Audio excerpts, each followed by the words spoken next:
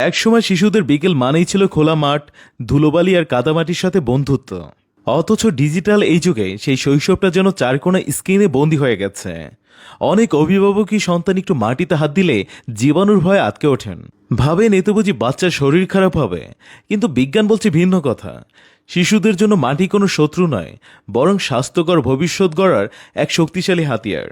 বর্তমান সময়ে চিকিৎসা বিজ্ঞান এবং বিভিন্ন গবেষণায় একটি চাঞ্চল্যকর তথ্য উঠে এসেছে, যাকে বলা হয় হাইজিন হাইপোথিসিস। এর মূল কথা হলো, আমরা যদি শিশুকে অতিরিক্ত পরিষ্কার পরিচ্ছন্ন পরিবেশে রাখি এবং মাটির ছোঁয়া থেকে দূরে রাখি, তবে তাদের রোগ প্রতিরোধ ক্ষমতা বা ইমিউন সিস্টেম অলস হয়ে পড়ে।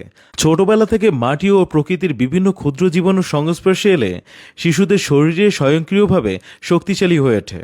মাটির ভেতরে থাকা অগণিত উপকারী ব্যাকটেরিয়া বা জীবাণু শিশুর শরীরে প্রবেশ করলে তার ইমিউন সিস্টেম সেগুলোকে চিনতে শেখে এবং ভবিষ্যতে লড়াই করার জন্য প্রস্তুত হয়।